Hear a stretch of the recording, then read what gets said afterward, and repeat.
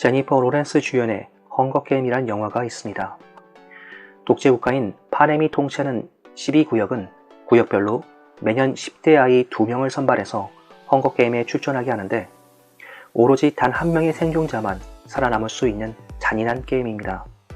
그런데 대다수의 파냄의 시민들은 그저 하나의 오락거리로 그 헝거게임을 즐기고 있죠. 본인들이 출전하는 게임이 아니기 때문입니다. 한편 12구역에서는 캐니스의 어린 동생과 피타라는 남자가 선출이 되는데 캐니스가 동생을 대신해서 자진해서 헝거게임에 참가하게 되죠. 그런데 헝거게임에서는 본인이 강하거나 실력이 뛰어나다고 살아남는 것이 아닙니다. 살아남기 위해서는 첫 번째, 스폰서들에게 인기가 있어야 합니다. 참가자들이 절박할 때 스폰서들은 생존에 필요한 도구를 전달해 줄 수 있기 때문이죠. 그래서 참가자들은 스폰서들로부터 인기를 얻기 위해서는 연기도 마다하지 않습니다. 무슨 수를 쓰든 스폰서들을 기쁘게 하거나 볼거리를 선사해야 생존 도구를 얻을 수 있기 때문이죠. 살아남기 위해서는 두 번째, 머리를 잘 써야 합니다. 처음 게임이 시작할 때 대부분의 참가자들이 무기를 확보하기에 달려가는데 그 팀에 끼게 되면 오히려 약한 사람은 죽임을 당하게 됩니다. 대신 생존에 필요한 도구로 눈길을 돌리거나 재빠르게 그 자리를 피하면 살아남을 수 있죠. 살아남기 위해서는 세 번째, 생존력이 필요합니다. 참가자들은 서로 힘을 합쳐 팀을 이루기도 하고 홀로 움직이면서 하루하루를 야생에서 버텨내야만 합니다. 그러면서 자연이 준 선물들을 잘 살펴보고 주변에 귀를 잘 기울여야만 살아남을 수 있는 것이죠. 헝거게임은 게임 주자들과 구경하는 시민들에게는 한낱 오락거리에 불과하지만 게임 참가자들에게는 목숨을 걸고 싸워야 하는 절박한 상황이라는 것이 안타까울 따름입니다. 그런데 이런 헝거게임이 지금 현실에서도 일어나고 있죠. 바로 우크라이나에서 말입니다. 사실 우크라이나 국민과 러시아 군대는 헝거게임에 참가하는 참가자들입니다. 물론 본인들이 원해서 참가를 한 것은 아닙니다. 많은 후보들 중에서 그저 선출되었을 뿐이죠. 그리고 그 헝거게임의 주최자들은 우크라이나 사태로 이득을 보는 자들입니다. 헝거게임의 주최자들에게 우크라이나 사태는 빠르고 쉽게 끝나서는 안 되는 그런 게임입니다. 왜냐하면 우크라이나 사태가 장기화될수록 그들에게는 이득이기 때문이죠. 미국의 셰일가스 기업들에게 있어서 고유가의 상태가 장기간 유지될수록 그들에게는 큰 이익이 남습니다.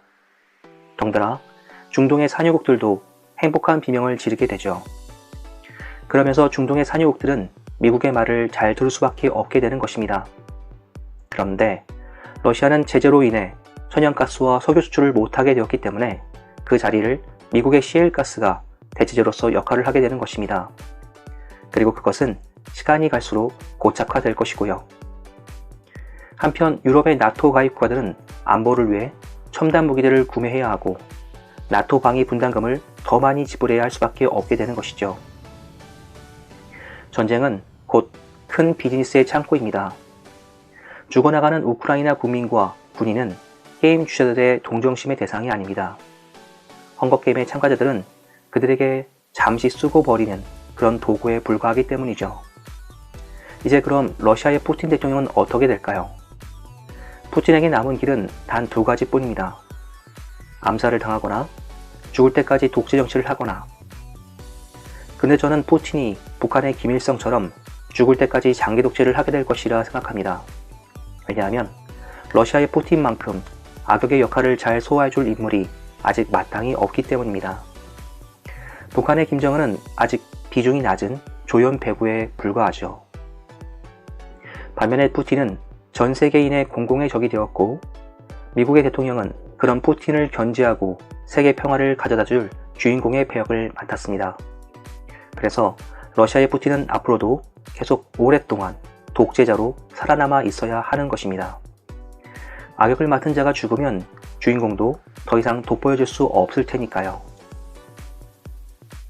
그래서 아이러니하게도 각종 암살의 위험으로부터 푸틴은 미국의 CIA의 도움을 받으며 암살 기도를 요리조리 피해갈 것입니다. 미국의 푸틴은 이제는 죽어서는 안 되는 그런 소중한 존재가 되었기 때문입니다. 사실 푸틴 입장에서는 지금의 상황이 매우 억울할 수도 있습니다. 왜냐하면 사실 약속을 안 지킨 사람은 러시아의 푸틴이 아니라 미국 대통령들이었으니까요. 한때 세계 패권 국가였던 소련은 미국 로널드 레이건 대통령의 냉전을 종식하자는 속임수에 속아 1991년 15개 구성국이 각각 독립하면서 해체되었습니다. 그리고 소련 해체 후 러시아는 세계 패권 국가의 위치에서 많이 밀려나 있는 상황입니다. 그런 틈을 타 미국은 동유럽 국가들을 하나하나 나토에 가입시키며 미국의 편으로 만들었습니다. 소련한테는 냉전을 종식하자고 약속해놓고선 말이죠. 그래서 푸틴이 참다가 발끈한 것입니다. 우크라이나까지 나토에 가입하면 러시아의 안보가 위험해지니까 말이죠.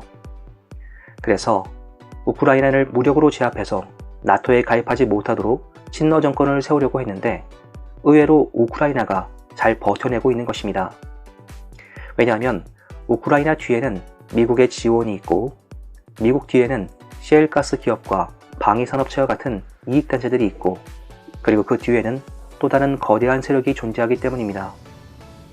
헝거게임 영화처럼 스폰서들은 우크라이나 국민들이 절박할 때 생존에 필요한 도구들을 전달해주고 있습니다. 그리고 게임 주자들은 각종 언론 매체를 통해 우크라이나가 동정심을 얻을 수 있도록 선전선동을 하고 있죠. 그래서 우크라이나는 세계 각국의 국민들로부터 지지를 얻으며 헝거게임에서 살아남고 있는 것입니다. 그리고 우크라이나 젤렌스키 대통령 역시 본인의 역할을 잘 수행하고 있는 사람 중 하나입니다. 특히 머리를 잘 쓰고 있죠. 그는 무모하게 무기를 확보하기에 달려드는 것이 아니라 생존에 필요한 도구에 눈길을 돌리며 세계 각국의 도움을 청하고 있습니다. 그리고 우크라이나 국민들은 서로 힘을 합쳐 팀을 이루며 러시아군과 싸우기도 하고 홀로 움직이면서 하루하루를 야생과 같은 환경에서 버텨내고 있죠. 그렇기에 헝거게임이 더 흥미진진해졌고 장기간으로 이어질 수 있게 된 것입니다. 그리고 TV 앞에 앉은 전 세계 국영꾼들은 하루하루 변해가는 우크라이나의 상황을 마치 드라마 시리즈를 시청하는 것처럼 즐기며 본인이 후원한 물품이 우크라이나에 잘 전달된 것에 대한 대리만족을 느끼고 있죠. 한편 대한민국에서는 최근 대통령 선거를 통해 정권이 바뀌었습니다. 우파인 윤석열 후보가 당선이 됐죠. 그런데 우파든 좌파든 사실은 모두 같은 편입니다. 그들은 시나리오 작가의 펜트에 따라 움직이는 배역들에 불과하기 때문이죠. 그리고 그들은 자신의 배역을 잘 소화하면 이래저래 콩고물이 떨어진다는 것을 알기 때문에 맡은 바 임무를 다하는 것입니다. 사실 미국의 최전방은 캐나다, 멕시코 접경지대가 아닙니다.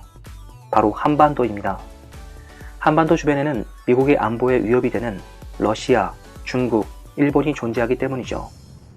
그래서 미국의 안보가 보장되기 위해서는 대한민국이 미국 드라마 왕자의 게임에 나오는 북쪽의 장벽과 같은 역할을 해줘야 하는 것입니다. 바로 한반도가 화이트 워커를 막을 수 있는 최전방인 것이죠. 그래서 대한민국의 대통령은 그냥 아무나 되는 것이 아닙니다. 바로 미국의 대통령과 공조를 잘 맞출 수 있는 그런 사람이 대통령으로 당선이 되어야 하는 것입니다.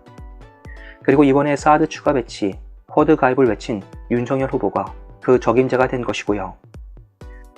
투표는 국민이 하지만 사실 대통령 당선자를 결정하는 사람들은 따로 있습니다. 이제 북한의 김정은도 선택을 해야 합니다. 비핵화를 통해 역사책의 주인공으로 남을지 아니면 악역으로 남을지를 말이죠. 미국은 알래스카와 시베리아를 대륙횡단철도로 연결하고 한반도의 남북한까지 연결하고 싶어 합니다. 그리고 그것을 미국의 주도로 진행을 하고 싶어 하죠. 한편 그런 철도 연결의 항상성을 유지하기 위해서는 북한의 비핵화는 선택이 아닌 필수적인 요소인 것입니다. 그래서 미국의 FBI가 김정남의 아들 김한솔을 안전가옥에서 보호하고 있는 것이죠. 김정은이라는 플랜 A가 말을 안 들으면 김한솔이라는 플랜 B를 가동을 시켜야 하니까요. 그리고 훗날 알래스카 시베리아 대륙횡단철도는 우크라이나에도 연결될 것입니다. 지금의 우크라이나는 1950년 한국 전쟁 때와 같은 헝거게임의 장소로 이용당하고 있지만 맡은 바 역할을 잘 수행하면 그에 대한 보상으로 빠른 경제성장을 하게 될 것입니다. 마치 대한민국이 한국전쟁 이후 한강의 기적을 이뤘던 것처럼 말입니다. 새로운 창조는 항상 과거의 것을 파괴한 후에 이루어지는 것이니까요. 모든 것은 시나리오대로 흘러가고 있습니다. 코로나 팬데믹과 우크라이나 사태로 달러를 중심으로 세계 화폐가 통일되고 있고 세계는 하나의 정부로 가고 있는 중이죠. 그리고 오늘 밤에도 밤하늘의 별자리는 물고기 자리에서 물병 자리로 바뀌고 있는 중입니다. 이상 작가 준토하였습니다.